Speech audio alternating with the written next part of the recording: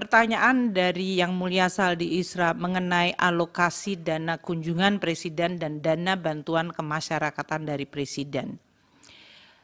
Telah disampaikan oleh Bapak Menko tadi bahwa bantuan kemasyarakatan dari Presiden bukan merupakan bagian dari Perlinsos. Anggaran untuk kunjungan Presiden dan anggaran untuk bantuan kemasyarakatan dari Presiden berasal dari dana operasional Presiden yang berasal dari APBN. Dana operasional Presiden diatur oleh Peraturan Menteri Keuangan 48/2008 yang diubah dengan Peraturan Menteri Keuangan 106 tahun 2008. Sementara dana kemasyarakatan Presiden diatur dalam Peraturan Menteri Sesnek nomor 2 tahun 2020. Kegiatan yang bisa dicakup di dalam dana kemasyarakatan oleh Presiden dan Wakil Presiden dalam hal ini adalah kegiatan keagamaan, pendidikan, sosial, ekonomi, kebudayaan, kepemudaan, pemberdayaan perempuan, keolahragaan, dan kegiatan lain atas perintah Presiden atau Wakil Presiden. Dan bantuan ini bisa diberikan dalam bentuk barang maupun uang. Untuk ilustrasi, tahun 2019 dana operasi Presiden, ini adalah 110 miliar anggaran, realisasinya 57,2 miliar atau 52%. Tahun 2020 alokasi anggaran 116,2 miliar, realisasi 77,9 miliar atau 67%. Tahun 2021 119,7 miliar, realisasinya 102,4 atau 86%.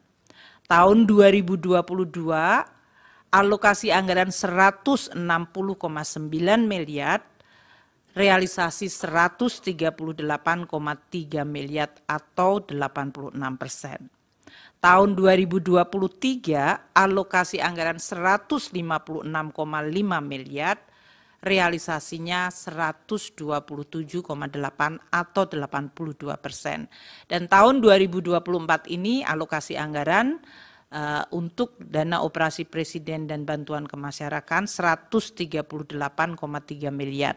Sampai dengan bulan ini, bulan Maret, April ya, adalah 18,7 miliar atau baru 14%. Yang Mulia Bapak Arsul Sani tadi menanyakan mengapa di dalam Undang-Undang APBN 2024 tidak terdapat pasal 27 seperti yang ada di dalam Undang-Undang APBN 2023. Tadi sebetulnya sudah dijawab. Pasal 27 dari Undang-Undang 28 tahun 2022 mengenai APBN 2023 adalah dibuat dalam situasi pandemi COVID. Pada saat itu pemerintah bersama dengan BPJS harus bekerja sama untuk penanganan permasalahan kesehatan dan masalah sosial terutama untuk tenaga kesehatan. Dengan berakhirnya status pandemi, maka pasal 27 tersebut disepakati oleh oleh pemerintah dan DPR tidak diperlukan lagi, sehingga pasal 27 tidak ada lagi di dalam Undang-Undang APBN 2024. Yang Mulia Bapak Arsul Sani menanyakan kenapa Perlinsos sesudah COVID anggarannya masih tetap tinggi. Tadi sudah dijawab, kami akan ulangi dengan lebih detail.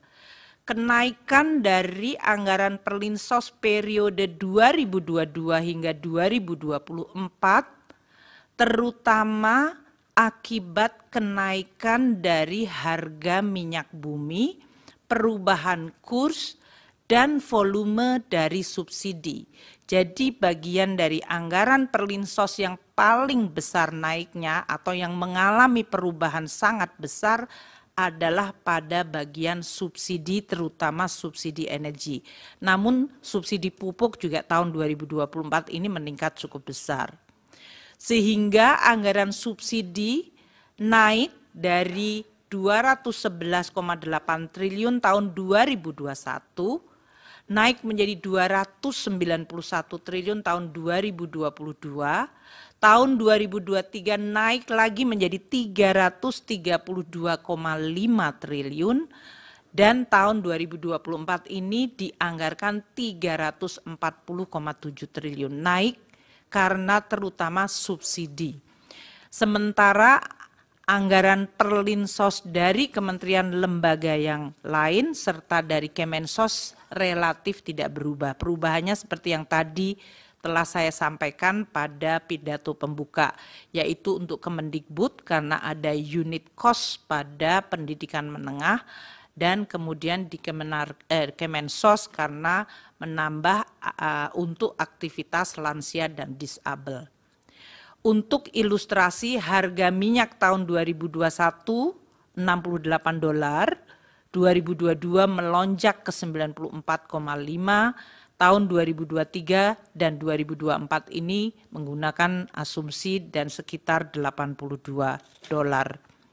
Untuk nilai tukar tahun 2021 14.312, 2022 naik ke 14.871, 2023 15.255, dan tahun 2024 menggunakan APBN asumsi 15.000. Volume solar juga meningkat sangat cukup tinggi, tahun 2020 14,3 juta liter, tahun 2021 naik ke 15,8 juta liter, 2022 di 15,1 juta, tahun 2023 melonjak ke 17 juta, dan di 2024 dialokasikan 19 juta liter. Ini yang menggambarkan bahwa Perlinsos di tahun 22 hingga 24 meskipun pandemi telah selesai tetap tinggi karena subsidi yang merupakan bagian dari perlindungan sosial mengalami kenaikan terutama untuk subsidi energi, dan yang tahun 2024 subsidi pupuk juga mengalami kenaikan. Mungkin demikian Yang Mulia Ketua dan Hakim Mahkamah Konstitusi dari berbagai pertanyaan yang